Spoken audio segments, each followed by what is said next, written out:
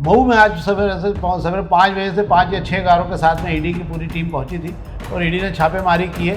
ये पाक कंस्ट्रक्शन जो है, जिनके पास में टोल वगैरह, टोल हाईवे वगैरह काम जो लोग देख रहे हैं, अग्रवाल परिवार, उसके यहाँ पे छापेमारी की गई है।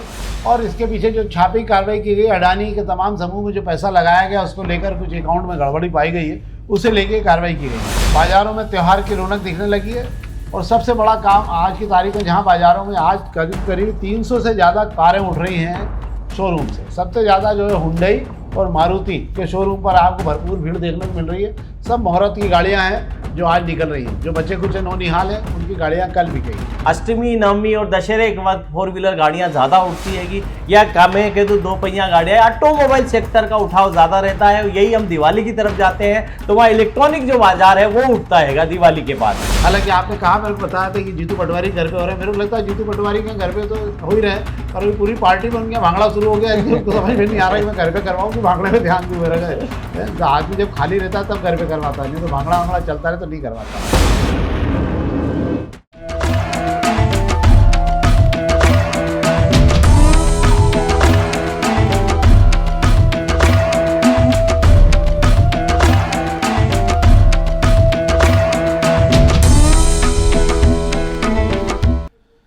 नमस्कार, शाम के अखबारों की चर्चा चाय के साथ। आज महीने का आखिरी दिन है, 30 सितंबर है, और 30 सितंबर है, खबरें ठंडी ठंडी हैं क्योंकि सब त्यौहार के मूड में आ गया है शहर पूरा। वैसे भी हमारे यहाँ त्यौहार आने से पहले त्यौहार शुरू हो जाते हैं शहर में, तो इंदौर की ये परंपरा है। अब रावणों का दिन है, रावण जलने वाले हैं, 1-2 दिन बाकी हैं। आज अष्टमी का पूजन है घर घर में, हर घर में कन्या पूजन चल रहा है। लगभग हर 5वें से 6ठे घर के अंदर कन्या पूजन की तैयारी और पूजा पाठ सब चल रहा है। कल सब जो है पूरे शहर भर में भंडारों का आयोजन है। तो हम अब खबरें शुरू करते हैं। शेखर जी, अपन हम सबसे पहले आज अग्निबाण खबर शुरू करते हैं। अग्निबाण खबरों में आज विशेष कुछ नहीं, खबरों के नाम पे आज शहर में कुछ है नहीं ऐसा जो आपको बताया जा सके। कुछ खबरें हैं जिस पर हम बात कर लेते हैं।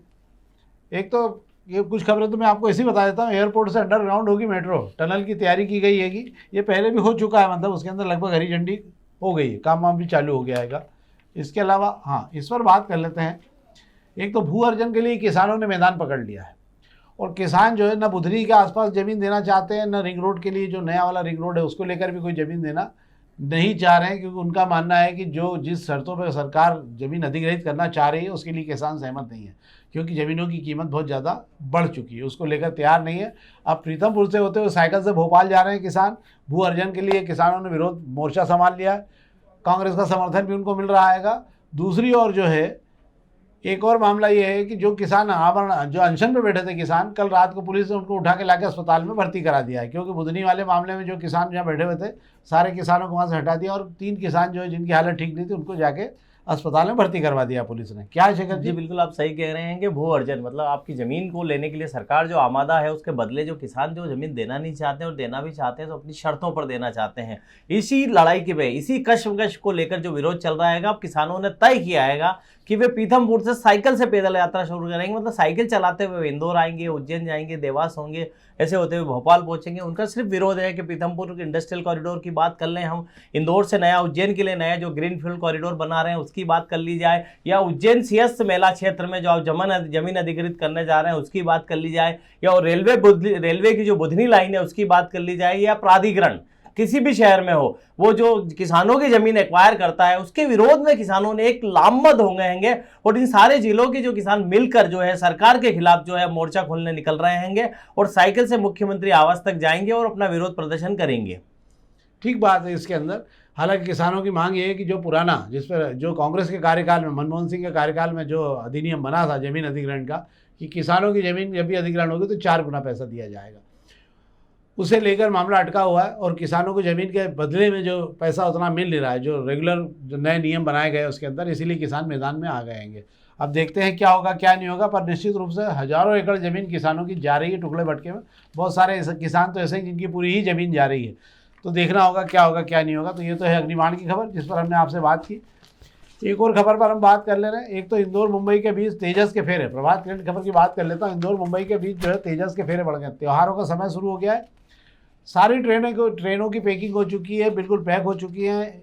विमान सेवाएं पूरी पैक है, अब रिपीटेशन में जो चालू हो रही ट्रेनें उनके डबल तिबल राउंड लगाने पड़ रहे हैं। तो तेजस का मामला भी कुछ ऐसे ही है। इंदौर से मुंबई तेजस के फेरे बढ़ा दिए गए, इंदौर पटना के फेरे बढ़ाए गए हैं, और भी कुछ ट्रेनों के फेरे बढ़ाए जा रहे हैं। मुझे लगता है कि आने वाले समय में कोई आश्चर्य की बात नहीं, कुछ और ट्रेनों के फेरे भी तेज़ी से बढ़ जाएंगे, क्योंकि त्यौहार के लिए अब लोगों का आना और जाने का क्रम शुरू होने जा रहा है। क्या शेखर जी जी? बिल्कुल आप सही कह रहे हैं। तेजस एक्सप्रेस की बात की जा रही है, जो इंदौर मुंबई के बीच में इंदौर से चलने वाली सबसे सुपरफास्ट एक्सप्रेस ट्रेन कही जाती है कि ये ट्रेन जो है अभी जो है 30 सितंबर तक चलाई जा रही थी। मतलब आज आखिरी दिन था इस ट्रेन का इंदौर से जाने का, पर अब बदलाव कर दिया गया है रेलवे ने। एक्चुअली सामने दिवाली दिख रही है, दूसरे त्यौहार दिख रहे हैं, और त्यौहार को देखते हुए सबसे ज़्यादा अगर लोड देखा जाए तो इंदौर से मुंबई, इंदौर से पुणे, इंदौर से बैंगलोर, इंदौर से दिल्ली, इंदौर से गुजरात रूट के जितने भी हैं, या इंदौर से राजस्थान रूट के जितने भी शहर हैं, वहाँ आने जाने वालों की जो तादाद बहुत ज़्यादा रहती हैगी। और ट्रेनों में इनको टिकट को लेकर बाकी मारामारी शुरू हो जाती हैगी, और समय से पहले टिकट खुलते ही, ओपन होते ही उनकी बुकिंग से ट्रेनें फुल हो चुकी हैगी।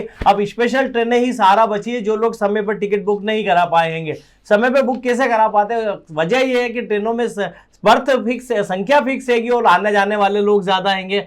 यही वजह रहती है कि निजी बस वाले और एयर फ्लाइट के जो टिकट है वो अचानक बढ़ते हैंगे, और जैसे जैसे त्यौहार नजदीक आता जाता है उनके रेट दाम जो है वो बढ़ते जाते हैंगे, और महंगे दामों में आपको सफर करके अपने घर के लिए आना पड़ता है और जाना पड़ता है। तो ये तेजस के फेरे बढ़ाए हैं, एक राहत भरी खबर है। और आपको बता दो, जैसे जैसे दिवाली और नजदीक आएगी या छठ पूजा जैसे जैसे नजदीक आएगी, यूपी बिहार तरफ जाने वालों को भी रेलवे राहत देगा। अभी तो मुंबई, पुणे और दिल्ली वालों को राहत मिलती नजर आ रही है। हम पत्रिका की खबर की बात कर लेते हैं। पत्रिका में एक दो खबरें जिस पर हम बात करते हैं। एक तो आज ईडी ने बड़ी कार्रवाई की है। मऊ में आज सवेरे 5 बजे से 5 या 6 कारों के साथ में ईडी की पूरी टीम पहुंची थी, और ईडी ने छापेमारी की है। ये पात कंस्ट्रक्शन जो है, जिनके पास में टोल वगैरह, टोल हाईवे वगैरह काम जो लोग देख रहे हैं, अग्रवाल परिवार, उसके यहाँ पे छापेमारी की गई है। और इसके पीछे जो छापी कार्रवाई की गई, अडानी के तमाम समूह में जो पैसा लगाया गया उसको लेकर कुछ अकाउंट में गड़बड़ी पाई गई है, उसे लेके कार्रवाई की गई है। पात कंस्ट्रक्शन जो है, ये जिस परिवार का है, उनके इंदौर के राजनेताओं से बहुत प्रगाढ़ संबंध रहे हैं, और इसके पहले इनकम टैक्स की छापेमारी भी हुई थी, पर उसके बाद की कार्रवाई का आइडिया नहीं। पर आज ईडी ने जो कार्रवाई की उसके आधार माना जा रहा है कि कुछ दस्तावेज जब्त किए उन्होंने, ताकि अब समझ में साथ पता लगेगा क्या है क्या नहीं। अब एक खबर पर बात कर रहे हैं आज हम, यही पत्रिका की खबर है। बाजार गुलजार हो चुके हैं, बाजारों में त्यौहार की रौनक दिखने लगी है। और सबसे बड़ा काम आज की तारीख में, जहां बाजारों में आज करीब 300 से ज़्यादा कारें उठ रही हैं शोरूम से। सबसे ज़्यादा जो है हुंडई और मारुति के शोरूम पर आपको भरपूर भीड़ देखने को मिल रही है। सब मुहूर्त की गाड़ियां हैं जो आज निकल रही हैं। जो बच्चे कुछ नौनिहाल हैं उनकी गाड़ियां कल बिकेगी। एक बात आप समझ लीजिए, इसके अंदर त्योहारों की रौनक के बीच में सबसे ज़्यादा खरीदारी हो रही कारों की। 2 पहिया वाहन खरीदने वाले बाजार से गायब हो चुके हैं, छोटी कारें खरीदने वाले भी गायब हो चुके हैं। उसका कारण ये है कि जो निम्न मध्यम वर्गीय परिवार है उनकी आय बिल्कुल भी नहीं बढ़ी। जो 30,000 रुपये तक कमाते थे, जो 25,000 रुपये तक कमाते थे, उनकी आय कहीं नहीं बढ़ी है। ये वो लोग हैं जो 12 से 15 लाख की कारें खरीद रहे हैं। ये कौन से लोग हैं? जिनकी आय 70,000 से 80,000 के लगभग है, जो 60,000 से ऊपर कमा रहेंगे। उन लोगों ने ये महंगी कारें खरीदना, छोटी कारें जो हुआ करती थी 3 लाख 2 लाख रुपए तक की कारें, उनके खरीदार बाजार से पूरी तरह से गायब हो गए हैं। वे खरीदने की स्थिति में नहीं है। यही स्थिति मकानों की है। 50 लाख से ऊपर के मकानों की बुकिंग बहुत बढ़िया आराम से हो रही है, और उसके खरीदार भी बाजार में मिल रहे हैं आपको। पर 15 लाख 10 लाख 20 लाख के जो मकान थे, अफोर्डेबल मकान कहलाते थे, जो छोटे लोग खरीदते थे, वो बाजार से पूरी तरह गायब हो चुके हैं। उसका मूल कारण ये है कि उनकी क्षमता खरीदने की नहीं है।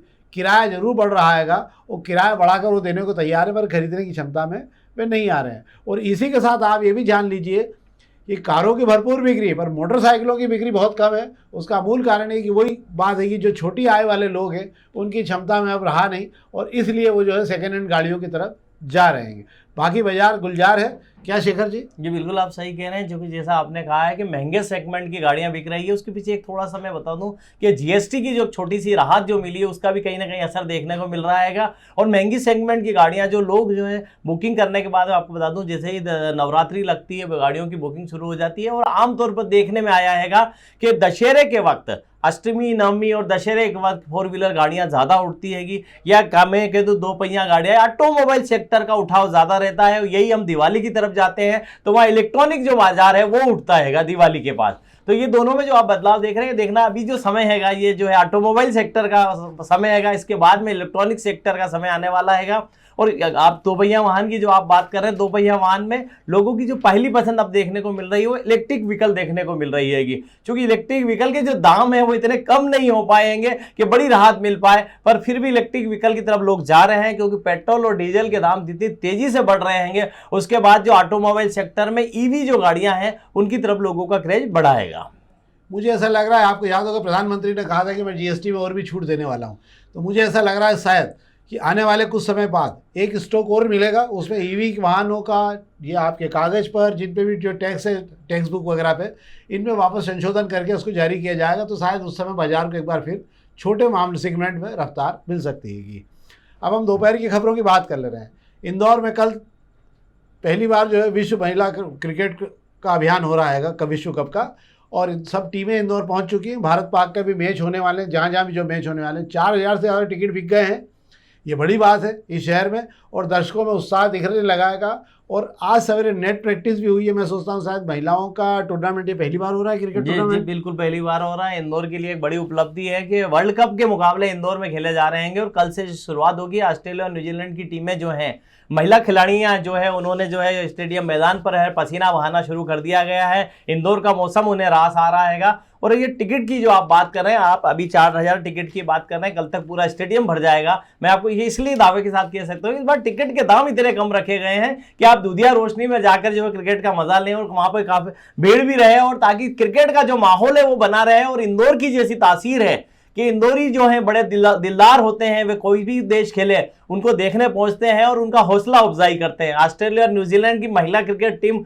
जो है क्या मुकाबला है, लेकिन टिकटों के मामले में इस बार बहुत अच्छी राहत दी है क्रिकेट बोर्ड ने। 100 रुपए से लेकर 400 रुपए तक के ही टिकट रखे गए हैं। तो मुझे लगता है हर व्यक्ति के जेब के हिसाब से टिकट रख दिए गए हैं। तो मुझे लगता है स्टेडियम हमको फुल नजर आने वाला है, और क्रिकेट का मजा 2-4 दिन तक हम लोग इंदौर में देख पाएंगे।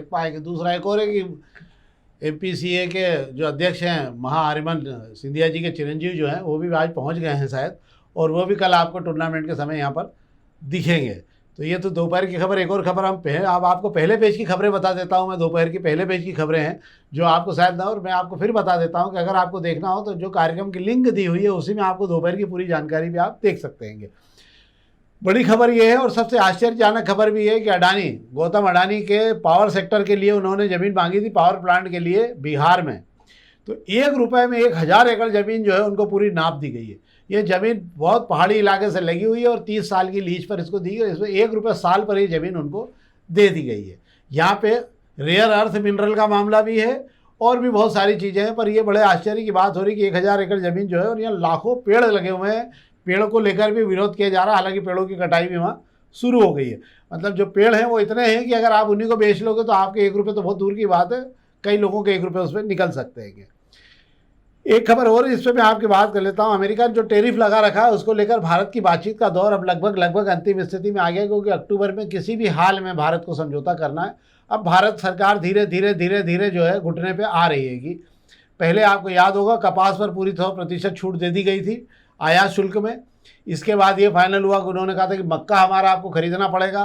तो मक्का को लेकर बातचीत हुई, फिर मक्का को ले हुआ कि उसका उपयोग जो है हम खाने पे तो नहीं करेंगे मक्के का उपयोग, पर मक्के का उपयोग पेट्रोल डीजल के लिए, हम पेट्रोल के लिए किया जाए, एथेनॉल बनाने के लिए किया जाएगा, क्योंकि आने वाले समय में 20% एथेनॉल पेट्रोल की गाड़ियों में लगेगा। और तीसरा मामला एक और हो गया है कि सोयाबीन के मामले में भी अब लगभग सहमति हो गई। तो तीनों मामलों पर सरकार जो है अब लगभग सहमति को, सोयाबीन सीधा नहीं खरीदा जाएगा, हम सोयाबीन का तेल खरीदेंगे। बात इधर से नहीं हो रही, कान उधर से पकड़ो तो भी एक ही बात है।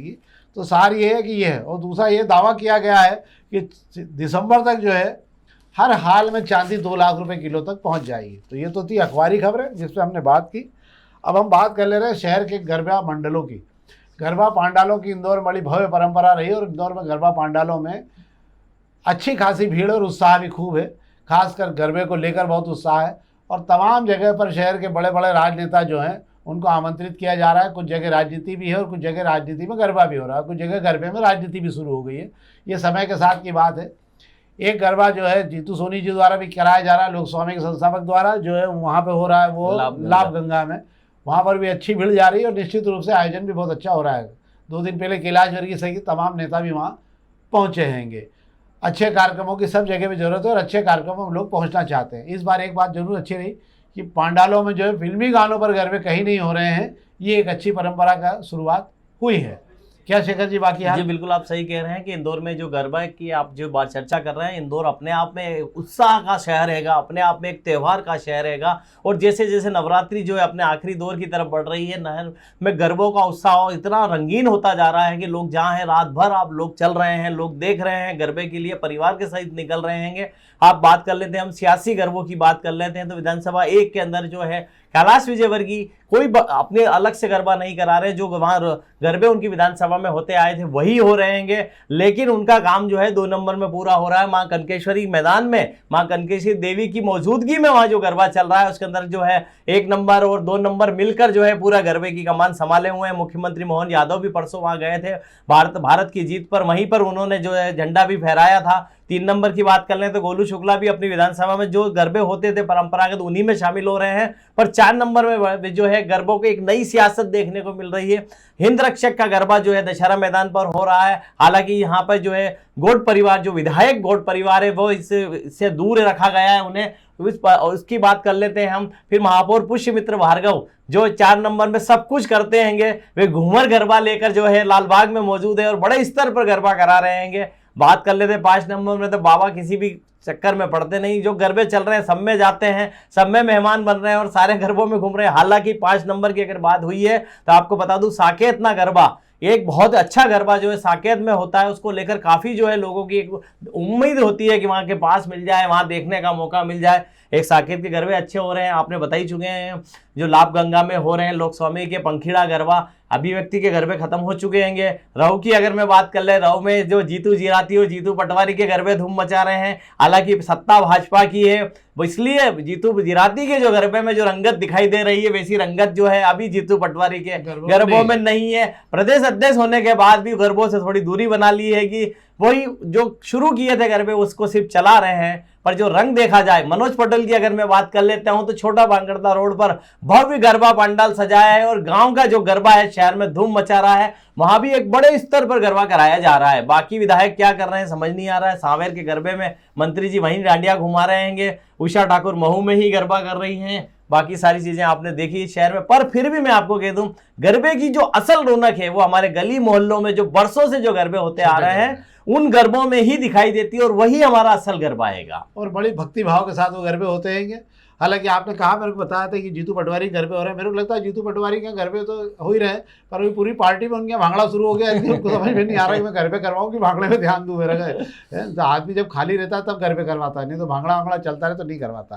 तो ये तो थी हमारी आज की खबर, जिस पर हमने आपसे बात की गरबों को लेकर, हमने एक जानकारी भी दी आपको।